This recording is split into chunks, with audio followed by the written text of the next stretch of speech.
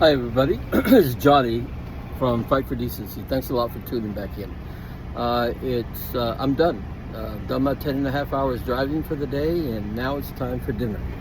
Check this out. Look what I'm having for dinner. Yay, I know that you really don't care. I already ate half of it. Teriyaki chicken with rice.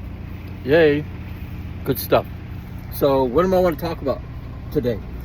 Look, as you know, this channel really isn't about talking about what our problems are in America. We are all very well aware of what our issues are, what we're facing, the struggles that we're facing. But what I think that a lot of people are not aware of is how we came to this situation. What were the circumstances that brought us to where we're at right now?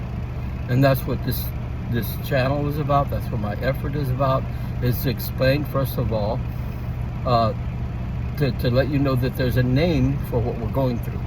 And number two, there is an out. There is a way to get out. And number three, that you have the power to make this change. Okay, so I want to talk a little bit right now about why it is that some people, I don't know, maybe they feel intimidated when I give this message, when I talk about how it is that we can get our country back. Or some people feel fear that they're going to lose, you know. Listen, folks, about losing and the fear of losing things, right? The way it's set up right now, you're going to struggle. No ifs, ands, or buts about it. Neoliberalism is geared up to make sure that working class people struggle and the rich get richer. That's the way it's set up, okay? So you're gonna struggle. All I'm saying is that if you're gonna struggle, let's do it on our terms, okay? With our narrative, with our goals in mind. Because it's gonna happen. We're gonna have another financial crash and people are gonna struggle. I say, don't let a bad crisis go to waste, and be proactive in creating a scenario in which we, the people, are in control of how we get out of this mess. And the way we do that is with power. See, so you gotta have power. If you don't have power, you don't have nothing, right? You gotta have power. What we're fighting, neoliberalism, is so powerful that they're around the world. You know, the United States government had exported neoliberalism in Europe and around the world, in the West, the civilized West.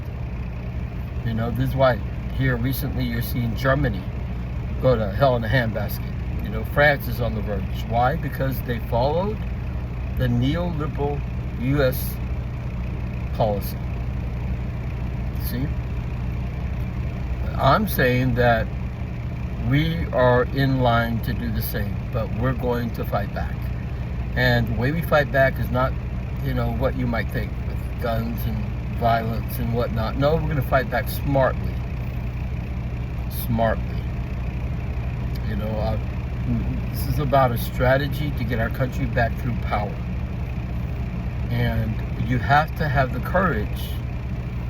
You see, what's required is a couple of things. Number one, you have to know what you're fighting, which is neoliberalism. Number two, you have to know the alternative. Understand modern money and modern money theory, what that says.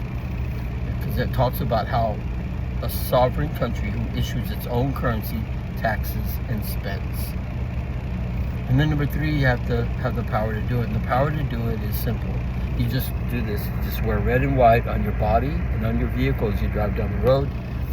And then and you tell the oligarchs who have captured our state for 40 years now, passing laws that favor rich people, oligarchs, at the expense of working class.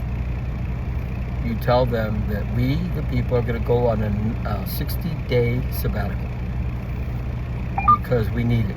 Spiritually, we need it. We need a spiritual break because we're really stressed out here. We're overworked. We're tired. We see no promise, no future. You know, Some people will say, yeah, Trump is our future. Trump is going to turn it around, Well, I doubt that. Bush didn't change the neoliberal paradigm. Clinton didn't change the neoliberal paradigm. Trump 1 didn't change the neoliberal paradigm. No president since the late 70s has even tried to change the neoliberal paradigm. And trust me when I tell you, the issue is neoliberalism. That's why we are struggling. You think Trump is actually going to turn that paradigm shift around, turn that around? Well, I got some good news for you. He damn well might be. Now, how's that? I said it in an earlier video. I personally didn't vote for Trump, but some people did, thinking that he's the guy. And you know what? I think he's right. I think they're right. I think he's going to be the guy. Why? Because he's not establishment. And he's all about his fame and his legacy. If we're smart, we the people are going to put him in a position that'll give him a legacy that would be up there with JFK, FDR, and dare I say Abraham Lincoln himself. Really, I'm not kidding. Seriously, that's how powerful this strategy is.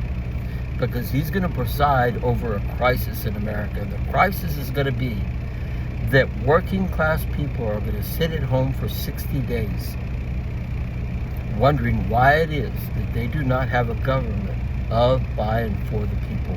A government that gives us free and fair elections where we match dollar for dollar the rich person's contribution, campaign contribution. We can avoid all that and a mere vote on universal health care. He's going to preside over that.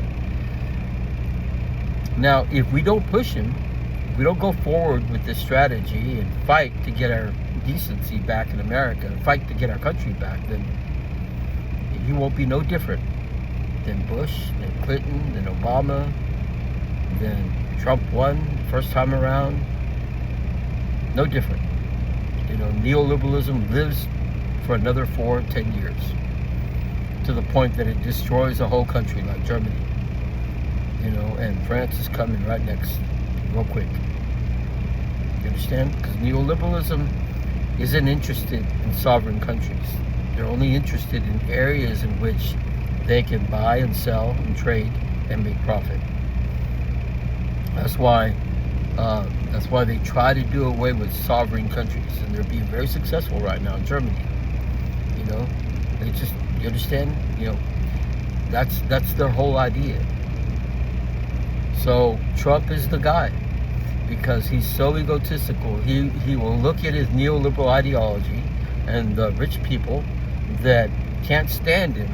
It's not because he's not a neoliberal. They can't stand him because they know that he is such an egotistic person that he will in fact turn his back like FDR did in the 1930s when he said, those moneyed interests, I welcome their hatred. They, oligarchs, know that he is just the same way. The aristocrat, FDR, didn't do it because he was an egotistical person, I don't think. He really, truly cared about the people. I don't think Trump cares, honestly. But he does care about his legacy. And he will go that far to secure his great name in history. And that is a benefit for people like you and I who didn't vote for him. You see that? And the people who did vote for him and really believe that he's going to do it, they'll get their wishes. They'll say, you see what a great person he is for the working class. You see what he did? He, like FDR, told the oligarchs and the establishment to screw themselves, that he's going to do for the people. See how that works? But it won't happen unless you do this outrageously simple thing. Red and white on your body and on your vehicle as you drive down the road. Telling the oligarchs in power, because it's not the government. People say the government. No, it's not the government. The government is not in power right now. The government has been captured by oligarchs who wear red and blue suits, who are neoliberal. The government is you and me. And we lost it over 40 years ago. We are the government. A government of, by, and for the people. Governed by consent. I didn't. Did you? Did you get your dollar? Did your dollar put Trump in office? Did your dollar put Obama in office? Did your dollar put Bush in office? Did your money do that? No, it didn't. Rich people's money did that. And when they got done with their election, then they gave them to us and said, now it's your turn. We don't put these people in office. We stopped doing that a long time ago. With one exception, Bernie Sanders. And look what happened to him. That's how powerful these people are. They said, nope, I'd rather somebody else. I'd rather somebody that, that the establishment hates than to elect a person that really fights for working class people. It's class warfare, you see? It's outrageous when you stop and think about it. Just picture it for a moment, how excited and hopeful you would be. All right, you're wearing the red and white. You got the red and white in your vehicle and you're on your way to work. It's early in the morning. The sun is coming out.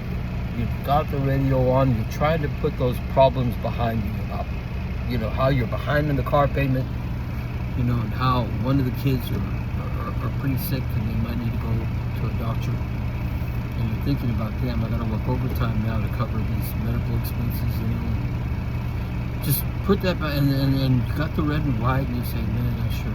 And then all of a sudden you see it. You're driving, and then somebody passes you on the road. And you see them, that they have red and white ribbons on the side of their door handles streaming 3 feet long as they pass you. Now, how freaking hopeful are you going to be when you see that? How excited and hopeful are you going to be when you see it for the first time? You're going to say to yourself, my God, I don't know that person from Shinola, but yet he had the courage to show me who he truly is at heart. That he loves me and mine enough to fight for decency. That's something to hope for. That's exciting. Fight with me. God bless you all. Thank you for loving me and mine.